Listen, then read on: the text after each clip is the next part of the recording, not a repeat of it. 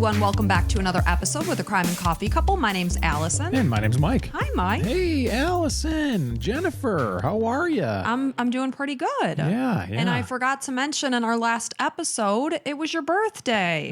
Yeah, it was. And that's okay. You forget all the time. I think every year you forget it's my birthday. I'm just kidding. She remembers I all never the time. forget his birthday. No. I like to make it a special day. And you are the big 4-6 this year. Yeah, it's a major milestone. Everybody celebrates their 46th birthday. In a big way. Yeah, they come out of the woodwork like, all right, 46, we made it. 46. Yeah, I'm probably like 3/4 of the way through my life. So that's pretty good. You know, I'd say another 10, 15 years. You think about like life in our 20s, it's just like you think you have all this time in the world, and unfortunately it goes by in a blink. People used to always say that, and I was like, yeah, sure, okay, whatever. And then it's really true. It's just because for us, our 30s was just a blur of babies and, small children and trying to establish ourselves in our career. And now that things are a little calmer, you could say, our kids are older, they're more self-sufficient, things are calming down in that way, we have more time to kind of reflect on where we are in life and the fact that, we're about we have less than half of our life left. Yeah. God willing. It's morbid. It's definitely morbid, but you start thinking about just, you don't have a lot of time left. You start looking at those calendars. You ever see that like life calendar that like shows like each dot is a week? And then like, somebody in our situation would be like half your dots would be filled up. And it's like, man, it's not a whole lot left, which is why I started taking my health a little bit more seriously. I still have a lot of work to do, but just like working out more often and just making some better choices and, stopping drinking alcohol, whatever. Like everybody has their own choice, not looking down on them, but yeah, just trying to take it a little more seriously. Like I want to be able to like pick up my grandkids and run around with them, roll around and all that stuff, pick them up without worrying about it. It's, life is short. And not only just that, but just, knowing that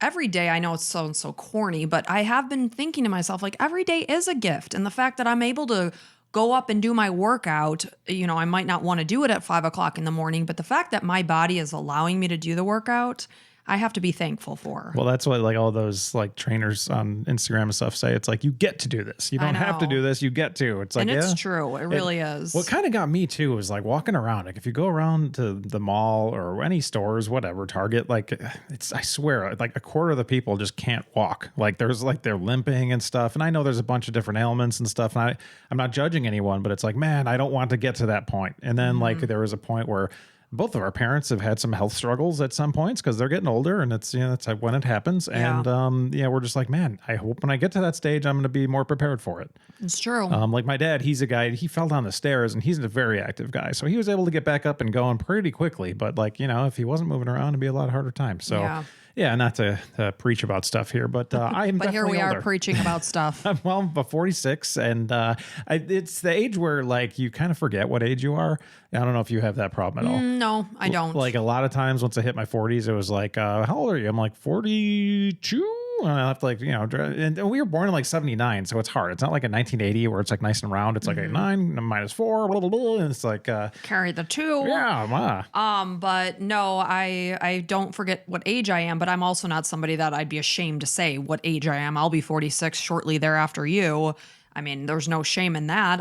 It's a gift to be able to age. It's a privilege. It's like, man, I made it this far. Like some people haven't. So it's good. We'll probably post a picture about the new coffee maker that I got. Mike's getting a new coffee maker. Yep. By this point, listening to it, I will have it, but I don't yet. So it should be pretty fun.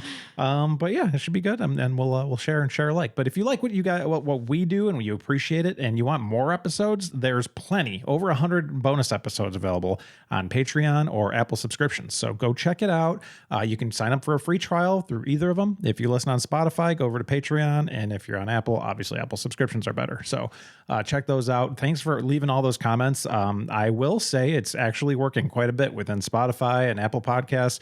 They're starting to share us more. They're starting to leave us under like the bigger podcasts, like more like this. So some of the bigger ones out there, like Murder with My Husband, I know that were suggested a lot, and some of the other big ones out there. And if you're new to us, welcome. We're glad to have you here. I mostly present the cases, easy for me to say. and Mike listens. Good thing you're presenting all of them. You talk so well. Thank goodness. He doesn't know about the cases. So as you're hearing it for the first time, so is Mike. Yeah, I don't know a lot about anything. So it's kind of nice. I just kind of sit here and look pretty, which I don't even do that. So And one thing I have to say is too, we're pretty unedited. I will tell you that. So we don't pull out a lot of I try not to and but we do kind of raw cut our podcast. Definitely no more raw and definitely no pullouts. That's for sure. What? You just said we don't pull out anything and you said raw. Okie dokie now. So, on that note, are you ready to get into this? I think so. All right, let's do this. So this is the murder of Sonja Moen, So this is a case suggestion from Kaylee. So when we stand across from our partner on our wedding day, that's a huge day that a lot of times people dream about as they grow and think about what is their partner going to look like? What is that wedding day going to look like? Who are you going to share it with? What are you going to wear, et cetera, et cetera. So we're standing across from our partners who we want to spend the rest of our lives with. We're exchanging our vows, and we can only hope and imagine that we're going to have a happy, long life spent together, and the memories you'll share and the children you might have and the adventures you'll go on together. Yeah, nobody's going into a marriage thinking, man, we'll see if this works. Right. I remember you even said when we were going to get engaged, you're like, well, how do I know if it's going to work? And it's like, you don't. You can only go off of what you know at this moment in time. Yep. And we were solid. So I'm like, that's a good sign. Well, that's a good point. All right, let's get married. So unfortunately, it doesn't always work out that way, and the dreams of a life that you had imagined filled with this joy and love can end in the most unimaginable way possible. And this story is about the murder of 30-year-old Sonja Moen, who was a nurse, a mom of 3, and the life of every party. Gone far, far too soon, leaving her kids and family absolutely shattered. So at 7:38 a.m. on the morning of Thursday, August 10th, 2023, authorities from the West Fargo Police Department responded to a new, beautiful 2-story home on the 1100 block of Eaglewood Avenue. And they had received a 911 call that there was a medical emergency. And this was Sonja's husband calling. And this was 31-year-old Spencer Moen. And he indicated to dispatchers that his wife was not breathing, she was not responding, and she was lying in the bathtub. So Spencer met arriving first responders at the front door and told them that his wife, again, Sonja Moen, had slept in the bathtub the previous night, and he had found her unresponsive that morning. And he indicated that the previous night she had planned to take a shower or a bath, and elaborated that she had gotten sick, she had vomited sometime the night before. So the couples were both natives to Watertown, South Dakota. And I mention that because my cousin, we kind of grew up almost as sisters. We're only like a month apart. She currently lives right outside of Watertown. And actually, when we were having her over, I called it Waterton. And she's like, no, it's Watertown. So they were both natives to Watertown, South Dakota, but they were currently living 146 miles north in West Fargo, North Dakota. So as authorities entered the bathroom in question, they found Sonja's body, and she was lying on her back, fully clothed in the bathtub, and she had significant bruising to the left side of her face. That was very apparent right as they entered that room. She also had bruising across her forehead. So both of her eyes had extensive swelling, and they appeared to be swollen shut. There was dried blood dripping down from the right corner of her mouth and bruising to her hands that, even just standing in the bathroom, what would your mind go through towards as a police officer? I mean, there's bruising and stuff. That's being beaten and assault from the husband. Right. And so you're seeing these wounds at the hands, and you just think right away that she was trying to defend herself at some point. So within only a minute of the first responding officer, all of a sudden now Sonja's mother, this is Kristen Schofield, she is now arriving to the Moen home, and she ran up to the bathroom where her daughter's lifeless body lay, something that no mother should ever have to see their child in that way. And she is frantic, and she's anxiously asking officers if her daughter was breathing. And she was told that Sonja was sadly not breathing, and police asked both her and Spencer to please step out of the room, and with this, they moved to the adjoining bedroom, where officers witnessed Kristen look her son-in-law in the face and say, "Get the F out of my house." So as they stood in the bedroom, officers also noted that Spencer had bruising to his knuckles on specifically his right hand. Oh, boy. So right away, this is painting a very suspicious, distressing picture. Not looking good for Spencer because he didn't do very good to Sonja is what it looks like. So shortly after, Sonja was sadly pronounced dead by paramedics. And at the time of her death, she had 5-year-old twins as well as an 11-year-old daughter. So according to her obituary, Sonja was born on June 28th, 1993 in Sioux Falls, South Dakota, to parents Gary and Kristen Schofield. And she grew up in Watertown, South Dakota, like I said. And after graduating from Watertown High School in 2011, she completed 1 year at the University of North Dakota until her daughter was born in September of 2012. And then she went on to have her twins, a boy and a girl. They were born a few years later. And Sonja was just the type of girl who had endless energy. She was always ready to laugh, play, snuggle, and just truly love on her kids. And she always made sure that they felt loved and special in their own way. So despite the busyness of raising 3 young children, that is a lot, especially 2 that are twins or the same age.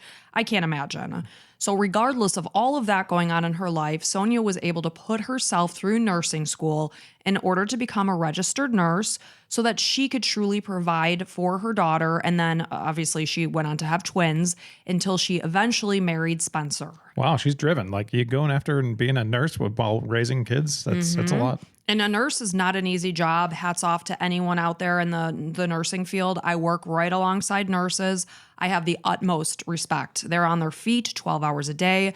They deal with things that I can't imagine dealing with. It's a very thankless job. Oftentimes they're even subjected to abuse, verbal abuse, and even sometimes physical abuse. So hats off to any of you nurses out there. So obviously she is a go-getter because she's doing all this, also raising her children. And she went on to work in the endoscopy department at Stanford Health, if you're not sure what that is, colonoscopies, EGDs, scoping the gastrointestinal system.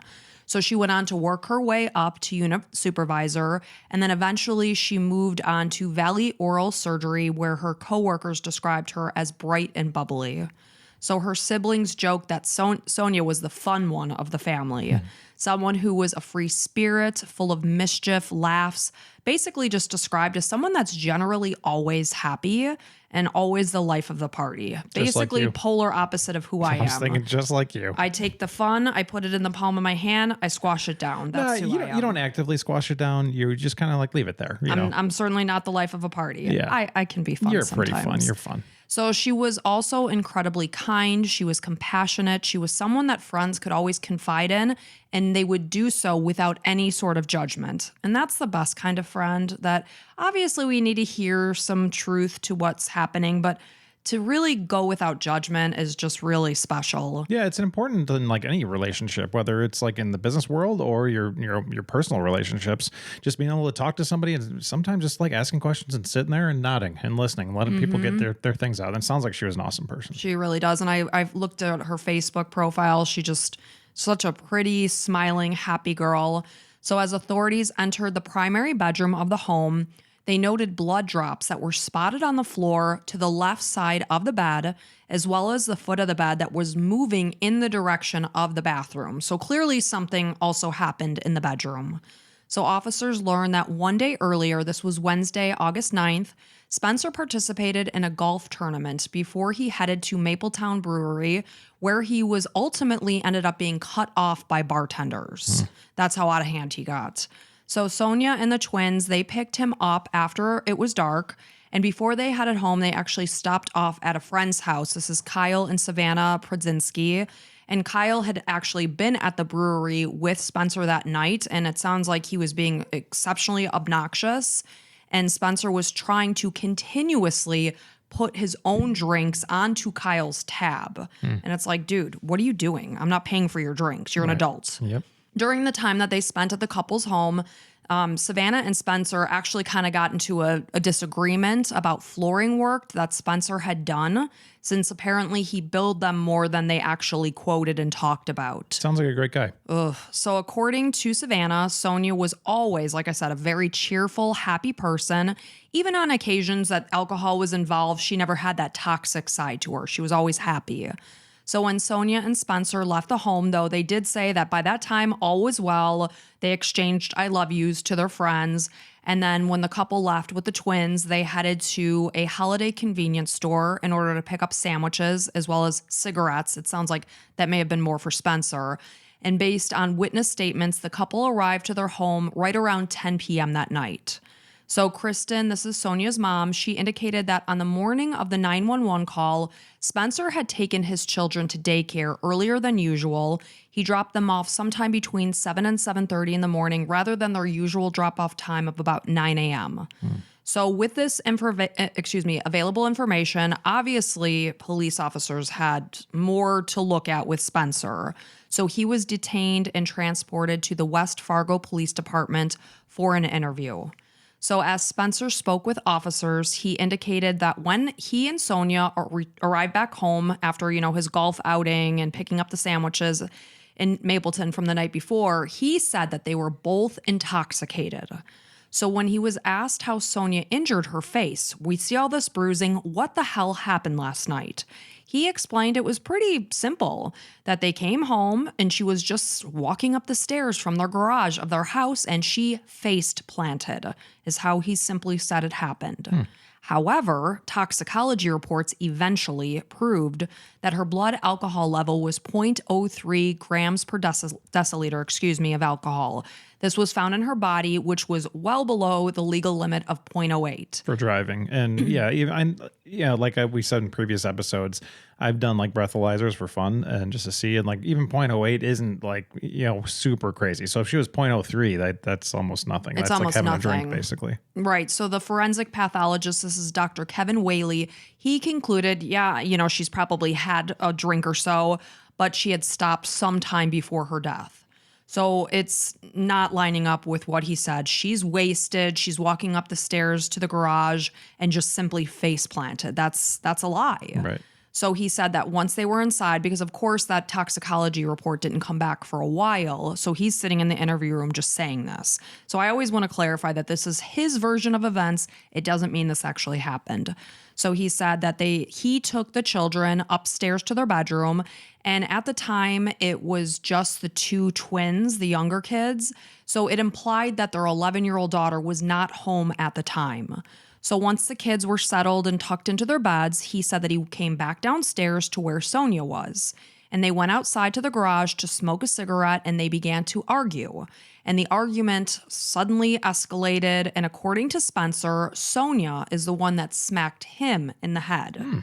So at some point, their daughter came back downstairs and Spencer told investigators that he walked her back up to bed, settled her back in, and Sonja in this time was still downstairs. So he said he decided to just go to bed in their shared primary bedroom.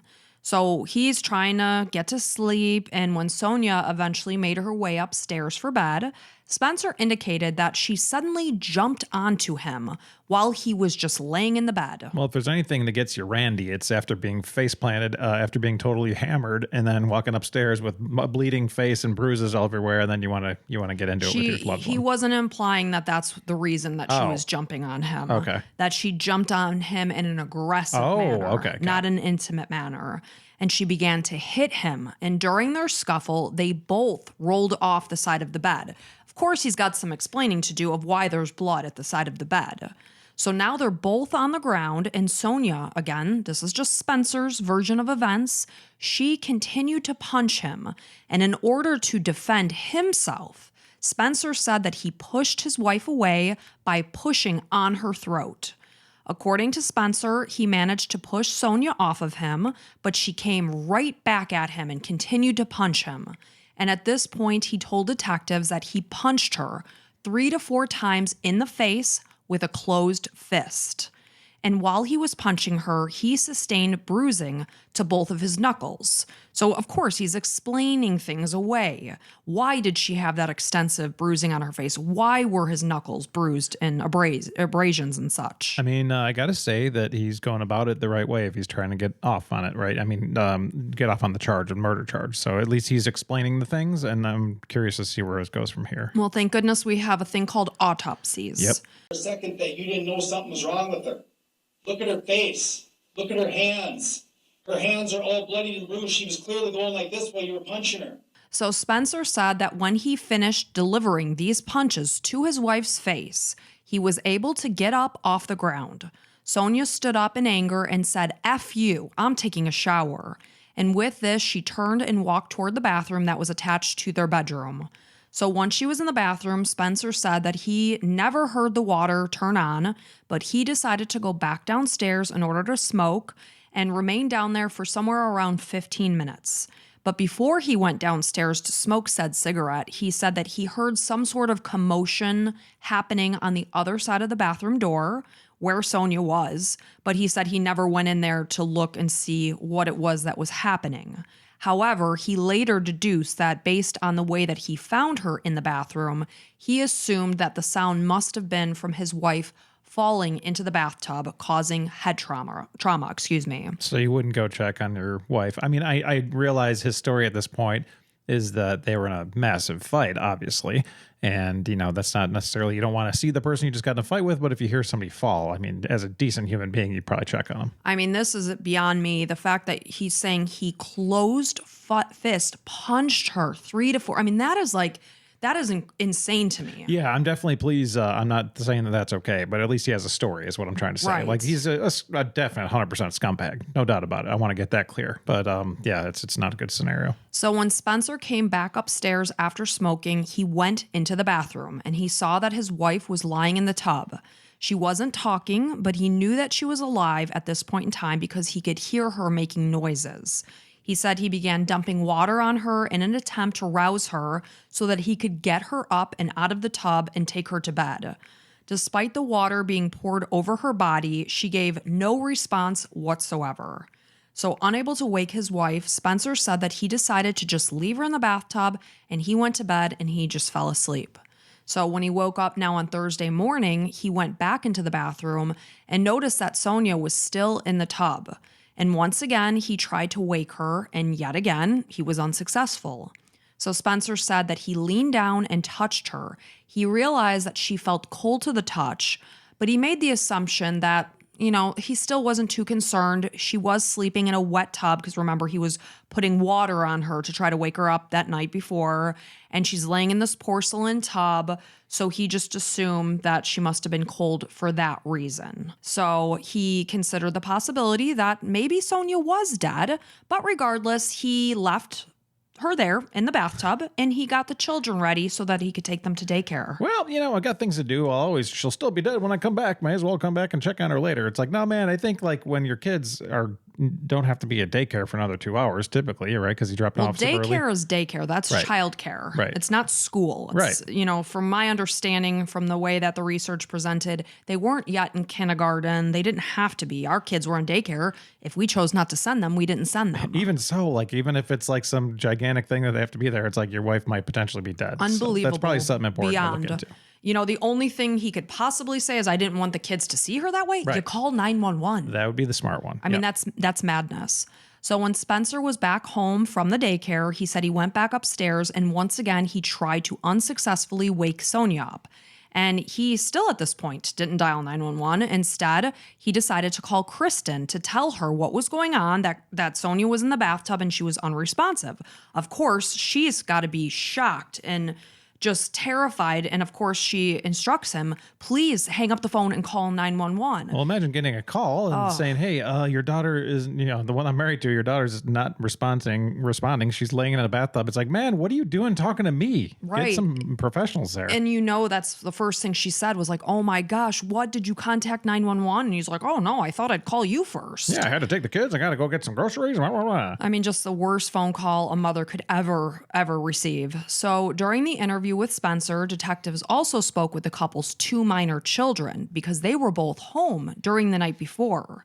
So one of the children told investigators that they witnessed their parents wrestling and they saw that their mom's blood was on their dad's face. I mean, how traumatic that these kids saw their parents wrestling around. Again, we don't know what story actually happened because this is only coming from Spencer. But, you know, but now the kids are confirming that, yeah, there was definitely an altercation. And knowing it as a kid, how old were they? 5. 5 twins, right? Right. So, and knowing as a fact and being able to state that your mom's blood was on your dad's face. That's horrible. So sad. So officers also recovered both Sonja and Spencer's Apple iPhones, and they learned that their older daughter called Sonja's phone at 10:27 p.m. as well as 10:41 p.m. on that Wednesday night. And she told them that despite the fact that it was her mom's phone that she was calling, her mom hadn't picked up. It was her dad that picked up the phone. And he sounded irritated by the fact that she was calling, and he basically dismissed her and said, just go to bed, it's late. So the daughter elaborated that while she spoke with her dad, she could hear her mom in the background, and it sounded like she was snoring. So when Spencer was questioned about answering Sonja's phone that night, when their daughter called, he told investigators that never happened. She never even called. So he's just blatantly lying. It's like, dude, they've got your phone. Is he an idiot? Like, Or this is Sonja's phone, I should they say. can obviously tell, and then your daughter's going to say that she called you too, and then it's going to show on her phone that she called you or whatever. It's like so stupid. So as the interview came to an end, Spencer was arrested for murder and transported to the Cass County Jail. And before he was transferred, authorities executed a search warrant in order to collect DNA swabs from Spencer and photograph his injuries to his body. They specifically were taking photos of a superficial scratch on his right arm. Of course, we said he had bruising and things like that. At this point in time, they noted that he lacked any bruising otherwise on his body to support his story that she was attacking him and jumping on him and punching him and smacking him. So again, no markings were indicative on his body that he had been punched or attacked by his wife. So a search warrant was also executed shortly after his arrest to seize and examine data from the couple's phones. Spencer just himself, his face recognition wasn't working at the time, but he entered his own passcode on his own accord and let them look at his phone. So when Spencer's cell phone data was reviewed, it was extremely distressing what they found in there.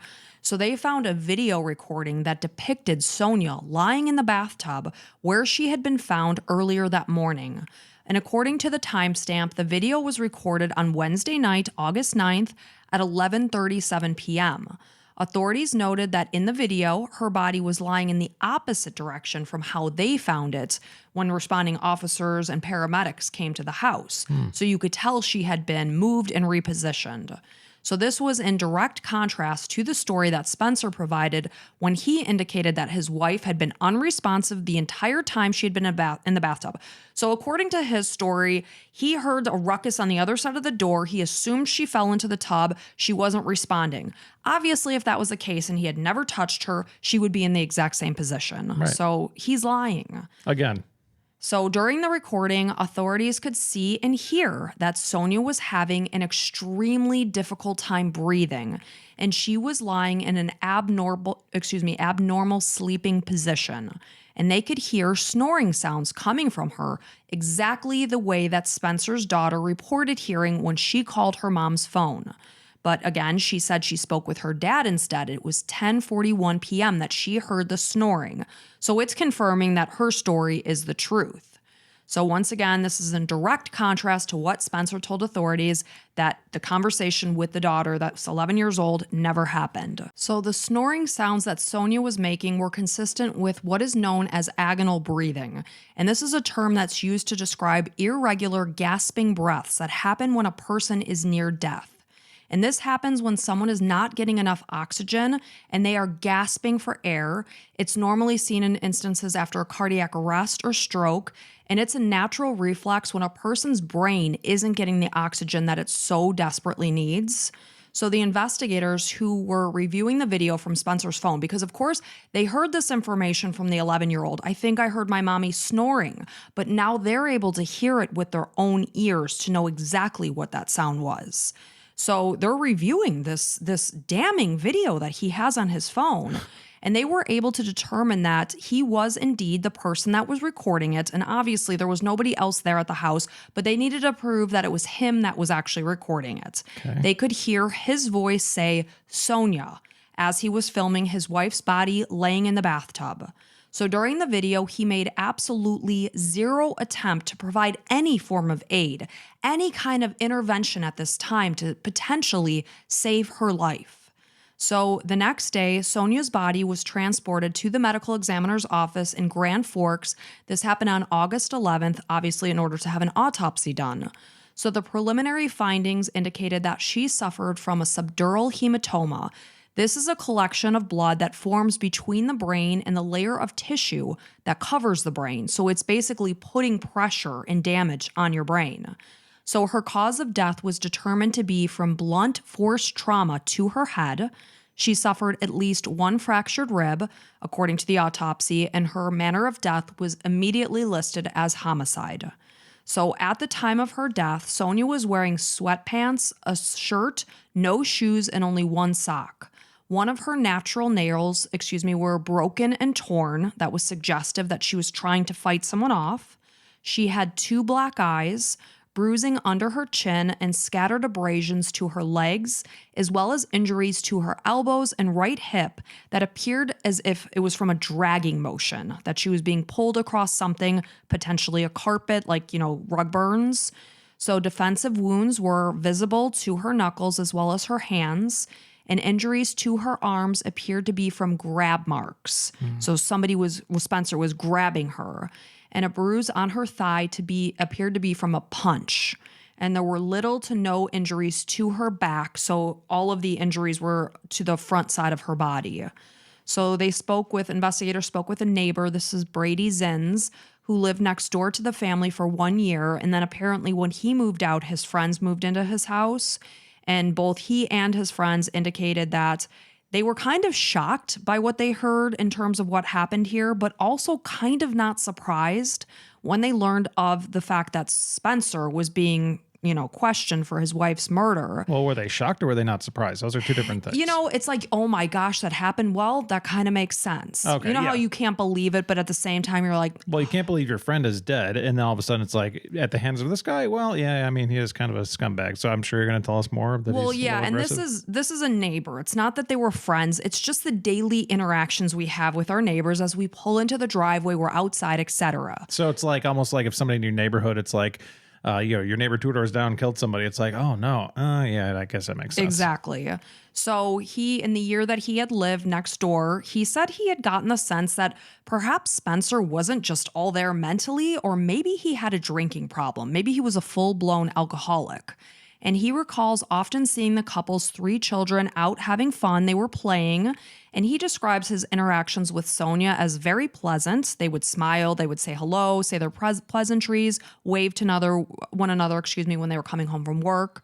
And his interactions, on the other hand, with Spencer were not very positive. And he says he doesn't recall that they ever really had a civil conversation.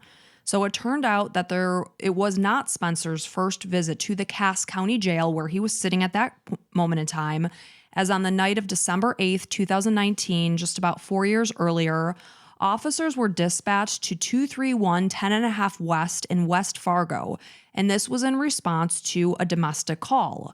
So when they arrived to this home, they found Spencer's behavior to be extremely confrontational. As a woman that was within the home who had been the one to call 911, they were trying to ask her what was going on, what prompted her to make that call. So after Spencer had gone out with a friend to watch a Vikings game, it sounds like this is a pattern. He gets extremely intoxicated and he gets extremely aggressive. So she discovered the 2 men fighting inside the garage. She opened the door and saw that Spencer was on top of the man and he was choking him. So she immediately ran to the phone and called 911. And at that point in time, he was arrested for aggravated assault domestic. This paints a picture of pattern, is why I'm telling you this story. So the trial for Sonja's murder began in October of 2024, and it lasted for 5 days. And several witnesses were called, including the couple's children, which I can't imagine how hard that must be. When you have lost your mother, she has died tragically. Your dad is being accused for the murder. The 2 5-year-olds were there. It's really heartbreaking. And they're being called as witnesses, did you say? Yes, because they were home. Isn't that pretty rare? No, I don't think so. They tried to make sure that it was done in a way that he wasn't in the room. They didn't have to face their father when they did this. That's crazy. But they were witnesses to what happened that night. And then the 11-year-old, who it sounds like obviously wasn't there, she was a witness to hear the sounds in the background. So Sonja's mother also testified, but Spencer's now 12-year-old daughter was a key witness and recounted calling her mother's phone that night, only to talk to her father. And she described the heavy breathing that she could hear in the background.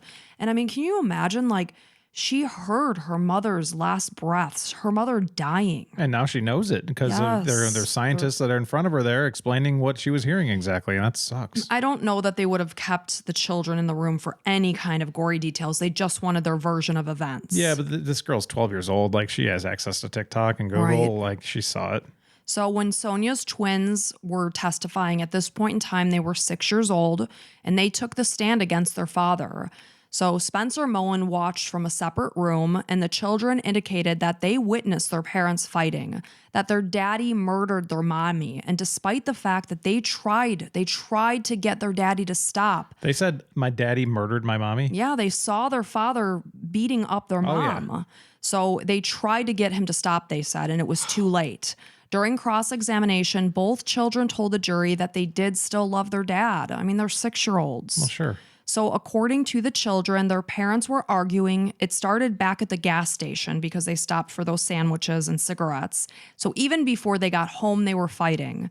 And at some point, the fighting became physical. Both of the children witnessed this. They tried to break it up, and they even tried to call 911. It's pretty disgusting when your 5-year-olds have better head on their shoulders than the dad. And obviously, it's his drinking that leads to this. It's so sad. So when Kristen Schofield took the stand, she indicated that she had absolutely zero doubt that Spencer was the person that was responsible for murdering her daughter. She had been growing concerned even prior to this event about their relationship as things were escalating between the couple. They had been together for 17 years. She had even taken her daughter to see a divorce attorney a couple of years earlier. It sounds like Spencer probably had a drinking problem, and he got really nasty when he was drinking. I mean, he was cut off by the bartender at the brewery before they even got home. Yeah, and I mean, it's pretty hard to get cut off at a brewery unless you're like pounding IPAs that are like 7%. Like, beer is kind of, usually it's like what we had a friend back in the day who's like, I'm going to slow down. I'm going to have a Miller Lite. It's like, obviously there's a lot stronger beers than Miller Lights at a brewery, but it's like, you got to have, you got to be there for a long time to get cut off at a bar. And there's just something about being with an obnoxious person who's intoxicated that I have zero tolerance for. Oh, it's the worst. I don't want to be anywhere near them, especially at this point in my life. It's like, okay, back in our 20s when, that was like kind of a regular thing. Like now it's like, get away from me. No, even then, like anytime you're around somebody who's like just a belligerent a-hole who drinks a lot, it's like, you don't want to be around him. Get away. So jury members heard from Cass County Coroner Darren Heverland, who testified that the injuries to Sonja's head and face could not have been caused by her falling into the bathtub. Had that been the case, the bruising and injury would have been localized to whatever side of her body hit first. But that wasn't the case in this instance. She had bruising all across her head. The forensic pathologist described the subdural hematoma, that Sonja suffered with a midline shift of the brain, meaning that the brain tissue had shifted or displaced across the center line of her brain because of the traumatic brain injury that she suffered. So jury members also watched this horrific video. What would have prompted him to record this video? I mean, I'm only laughing because he's such an idiot moron, and I'm so thankful that he is, because he took a video and it showed that he didn't care. So they see this video, and of course you hear him say her name, so you know it's him.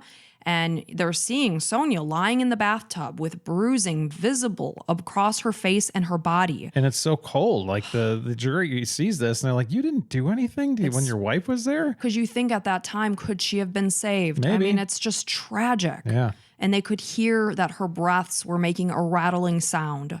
Photos were also shown of Sonja in the tub that showed that her face was bloody. It was swollen and bruised beyond recognition. The same condition that she had been in at the time in the video when he was recording it. So it's like you didn't call for help at this point. So the owner of the daycare where the Moen children attended since 2022, this is Bonnie Snyder, she testified that Sonja typically dropped the children off at 8 a.m. Monday through Friday. She was typically the person who also picked them up. Bonnie indicated that she could remember maybe only one time that Spencer had ever dropped the children off, in addition to that day that Sonja was lying in the bathtub. So during that day in question, she was asked what did the children's demeanor seem like, and they appeared to be very sad. One was more quiet than usual. I mean, of course, they had witnessed something horrible. So while the prosecution summarized the events that led to Sonja's death, which began with a day that Spencer was out just drinking all day and ended in tragic violence at the home. Meanwhile, the defense was maintaining that Sonja's injuries were simply a result of this fall, this face plant that happened in the garage, where she became fatally injured. And they believed that this was not a murder case, rather an aggravated domestic assault case, possibly negligent homicide because of the video showed he did nothing about it at that point in time. So the prosecution highlighted the lack of injuries that Spencer had sustained because, of course, he's painting the picture that he was a victim and that he had to fight off his wife. Yet he had not a single injury to support this, except for the bruising to his knuckle that proved that he had her. Yeah. So on October 23rd, 2024, after a few hours of deliberation, Mike... Absolutely friggin' guilty. Absolutely friggin' guilty. So the jury members in Fargo found Spencer Moen guilty of Class AA felony murder for the death of his wife, Sonja Moen.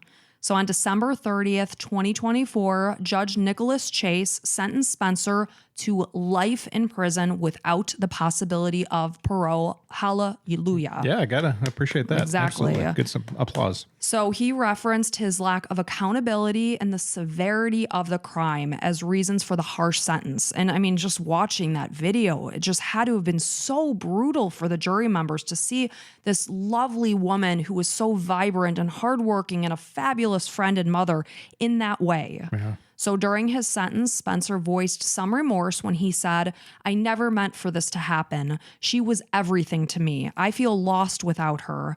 If I had the ability to go back and change it, I absolutely would. I am deeply sorry and I promise to be a better man." Well, it's like, okay, well, you're going to be a better man, but it's going to be behind the walls of this prison. Absolutely. The only people you're going to show are fellow prisoners. You cannot take back what you did. It's done. Sonja is gone at the hands of your fists. We can't just do anything we want. And right? I don't care if you're intoxicated. No. So defense attorneys requested a 25-year prison sentence, as well as lifting the no contact order that prevented Spencer from seeing his children, and arguing that his client's actions that night were simply a result of alcohol and drugs. What drugs he may have been using, I don't know. I could not find that. But basically that he was acting that way because of the alcohol, so he was not a danger to others if he was sober. So in response, Judge Chase emphasized the man's dangerous behavior, which was exacerbated by alcohol, and noted his attempts to create evidence for his defense during his interviews with police. He also highlighted the impact that the three children had witnessed, that their father's violence had led to their mother's death. And that is something that they will be traumatized with and live with for the rest of their life, as well as the fact that they are going to go on to live without their mother. The day that they get married, their mother won't be there. And that's just heart-wrenching. So members of Sonja's family, this includes her mom and her sister, as well as her best friend, they delivered emotional victim impact statements where they described the immense pain that has been caused by her death. Since her daughter's murder, Kristen has been caring for the Moen children and was thankful that Spencer received a life sentence, as the impact on the children will remain with them for the entirety of their lives. Oh, yeah. They're going to need to talk to some people their whole lives. For sure. So as of March 2025, Spencer Moen is appealing his conviction. This is something that the Cass County prosecutors indicate that they were fully expecting. Sonja's family have created a GoFundMe page to help provide the best care possible for the three children after they faced the loss of not only their mom, but also their dad. So as of March of 2025, they have raised over $54,000 of their $75,000 goal. The children are being cared for by both sets of grandparents, splitting their time between each, which I think is really nice because it's not their fault, that their son was a monster. And it's also the children. They want to see their grandparents too. Yeah, as long as you do proper checks. I mean, Right. like I said before, I'm a big fan of like genetics and thinking that genetics take a big toll on who we are as people. But yeah, as long as his parents have their stuff in line, that's fine. So despite the fact that the trial has come and gone and Spencer's fate is obviously sealed, he is going to be behind bars for life without parole. But the echoes of Sonja's laughter, her free spirit, her happiness, her loving ways, they still linger in her family's lives, and they continue to fight on, raising funds to allow their children to have the best life they can possibly have after suffering such a tragedy of losing their mother at the hands of their father, and they are determined to keep Sonja's light alive. And her case is a stark reminder that behind every door, there is a story that waits, and sometimes it's a tragic one. And if you are experiencing domestic violence, please contact the National Domestic Hotline at 1-800-799-7233. And it just makes me just choked up to think that there are people that are living this. And it's just heartbreaking. And we talked about this in one of our recent cases that my heart breaks for you if you are living in an environment that is anything but loving, because you deserve love and love should not hurt. And if you are being hurt by your partner, they're going to tell you they didn't mean it and they're going to love bomb you and it's going to happen again. People are there to help you. Please get help. And I just hope that you're safe. Yeah, don't hang in there thinking people are going to change. Yeah, what we say is that believe people that tell you who they are. People are going to tell you who they are and believe them. And it's so hard to get out. So you got to do what's best for you. Maybe it's safer to stay. Maybe it's not. I don't know. It's like, what's best. Whatever your heart's telling you, do that thing. It's probably saying that you need to call. So I agree with you. It sucks that this is happening literally all over us. Like every neighborhood, there's something like this going on, like actively right now. And, I looked through Sonja's Facebook page. I saw their house listed on the market. It's like this, perfectly suburban home, these smiling family photos. It just looked like such a perfect picture. That's why I always say you never have any idea what someone is dealing with, what is going on behind a smile. Yeah. And that's why it's just so important to be there for people, be kind, don't send harsh words, because we don't know what people are going through. Or if you're in traffic and somebody cuts you off or whatever, and it's like maybe that person just got beat down by their spouse. You never know. That's what. Hopefully they didn't, but it's just like, okay, whatever. Just try to let it roll off your back. Right. It's tough. You don't know what people are experiencing out there. You mentioned that, unfortunately, Sonja's kids won't have her there for their weddings ever. And same with Spencer. Their dad's not going to be there to help him walk down the aisle because he made a horrible, horrible, horrible decision that he needs to own up to. And, he did. But, you got to stay in jail forever. And I was thinking, as the commissioner of death, self-appointed, would I give this guy the death penalty? I don't, I do believe it's definitely fueled by alcohol.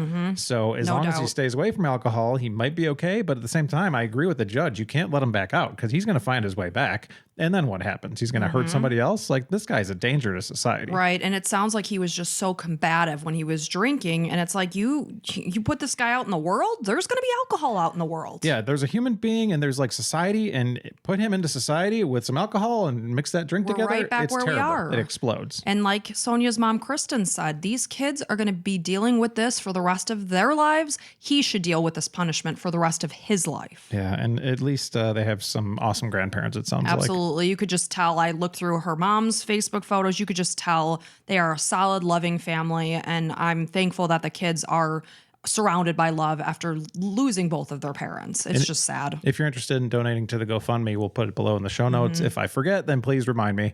Because I tend to forget things sometimes. But so we're sorry. Just perfect, or we're people. We're not perfect, but We're just perfect. And yeah, I wish. But we are just so sad for Sonja's family. It just sounds like she was such an incredible person, and I'm just so sorry that you had to deal with that, and it's a loss that will stay with you forever. For sure. Well, thank you for telling our story. And thank you all so much for being here. We truly do appreciate you so much. And like Mike said, we do have a bunch of bonus episodes. If you got a project going on, you're cleaning your house, house, pop those earbuds in. And, Get a free trial. You deserve it. And boom. Yeah, you got a free trial. You can listen to like 10 or 15, 20 episodes, whatever, this weekend. Go do it. Do it, girlfriend or boyfriend, whoever you are. And if you love what we do and you don't have the scratch for the bonus episode, just go ahead and subscribe to our show on your podcast thing. Every podcast player you have, just subscribe to our show. Play it in the background. Even if you're not listening, just go ahead and play it. They like those plays. If you see us advertise on another podcast, go click on us and then, come on over. All that's good for the algorithm. That's good free ways to support us. Yeah. And subscribe, all that good stuff. Thank you guys so much. And until next time.